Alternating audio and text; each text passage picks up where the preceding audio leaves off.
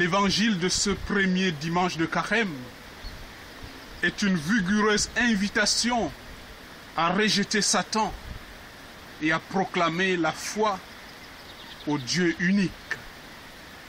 En ce jour, l'Église nous fait entendre le récit mystérieux de la tentation de Jésus au désert. Heureusement, en cette année A, la première lecture est aussi celle de la tentation et de la chute d'Adam et Ève dans le jardin du paradis.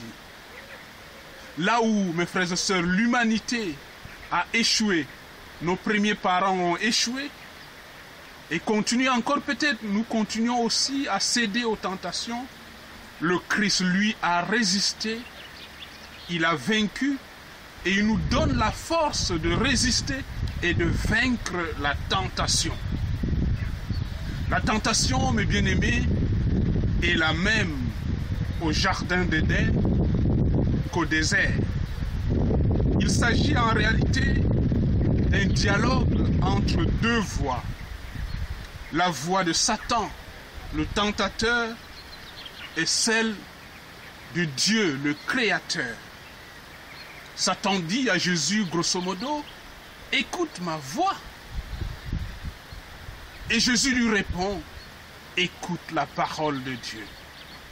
Il dit en effet, « L'homme ne se nourrit pas seulement du pain, mais de la parole qui sort de la bouche de Dieu ». Notre mère Ève, elle, a répondu de manière timide. « Dieu nous a dit de ne pas manger des fruits de cet arbre. » Jésus a tranché. Il a dit à Satan, « Arrière Satan ». C'est Dieu qui doit être devant. Derrière ces deux voix, ces deux esprits, mes bien-aimés, l'Esprit de Dieu qui est descendu sur Jésus lors de son baptême sous l'aspect d'une colombe et qui maintenant le conduit au désert. Et l'esprit du mensonge qui cherche à tromper par ses illusions et ses mirages. Nous sommes donc invités à vivre ces 40 jours de carême comme un temps de combat contre le mal, un temps de combat pour le bien, un combat lucide entre deux esprits qui nous habitent, entre deux inspirations qui nous poussent dans nos choix quotidiens. Allons-nous être séduits par une publicité mensongère qui nous promet la satisfaction de tous nos désirs égoïstes, ou bien nous préparons-nous à la profession de foi que nous ferons la nuit de Pâques? Je crois en Dieu et je veux vivre dans la liberté des enfants de Dieu. Je crois en Jésus-Christ et je veux le suivre. Je crois en l'Esprit Saint et je veux me laisser guider par lui.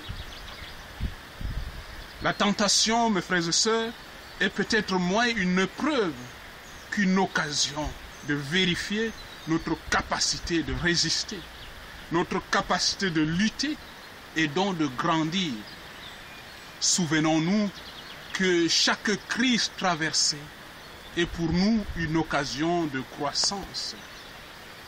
Dans ce combat pour le bien, dans ce combat spirituel, rassurez-vous, nous ne sommes pas seuls. Jésus est avec nous. Et lui, grâce à sa Pâque, il a vaincu le mal.